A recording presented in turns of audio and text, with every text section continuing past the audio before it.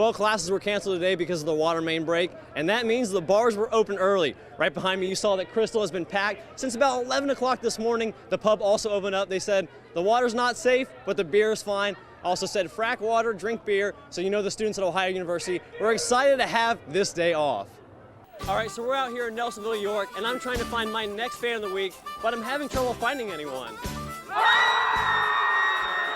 Yeah, Sean, I'm outside the Athens County Board of Elections, as you can see, and today they weren't open for voting, but they were yesterday, and there was a huge bump in early voters. And get this, in Ohio, there were 11,000 more votes this year in the presidential election than the 2012 presidential election.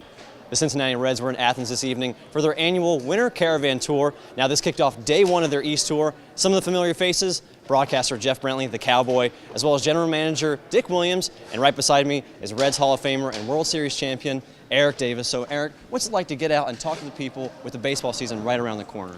That's right, Chelsea. The U.S. government is paying Rocky Brands more than $38 million to make combat boots for the military. But despite these new contracts, Rocky Brands will not be creating any new jobs in the area. Now, as you can see, the snow has picked up once again, but you can be sure that these road crews will be out, making sure everything is all clear. Reporting live for Newswatch at noon, I'm Justin Holbrook. Mackenzie, I spoke with Alex's mom a few hours ago, and she said her son had 2 surgeries, several procedures, and is on a breathing tube. But the good news is that he's in stable condition and is expected to be woken up later tonight. Alex was making a snack in his kitchen when he was shot through the window at about 2 a.m. He was shot with a buckshot shotgun, but did not sustain any injuries to his organs or brain, and was flown from his Athens home to the St. Mary's Hospital Intensive Care Unit in Huntington, West Virginia, where he is now. His mother, Terry Jean, spoke to me about what she felt after hearing her son had been shot. I was numb, and I was angry, and scared and worried. But you know, most of all, I think that all of a sudden you revert back to them being a little kid, and all you want to do is protect them and make sure that nothing bad happens, and you can't because everybody around you is taking care of them for you, and all you can do is watch them.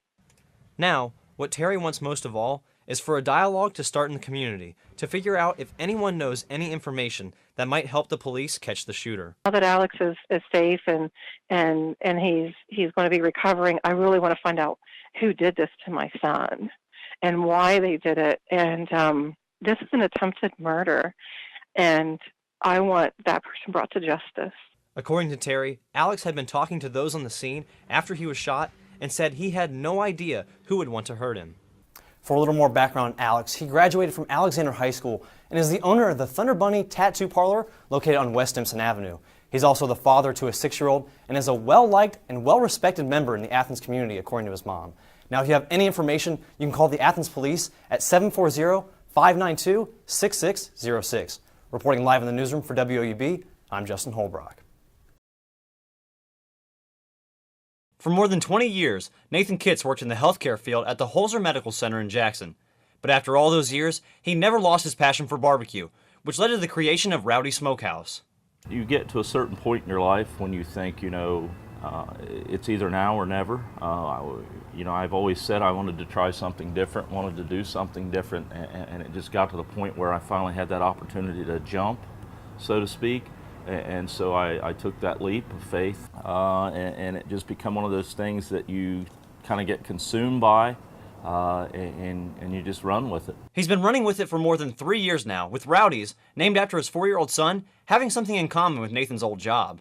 It's still service. Healthcare is a service industry, and so is the restaurant business. So as long as you take care of your patients or your customers, then you're always going to have business that way. Taking care of his customers is what's led to the restaurant thriving and has allowed Nathan to step away from cooking and focus on his ultimate goal.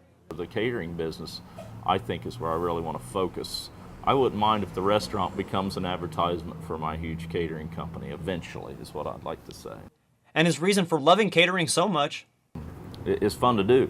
You get to get out, meet new people, go see new places. I've catered in so many areas now that I didn't even know existed, that I'm fully confident I could do this another 15 years and I still would see new places. He's able to focus on expanding the catering side of the business because of the people he's hired along the way. I don't hire on experience. I hire more on their personalities. I can meet them and within 5 minutes can tell if they're going to fit in here.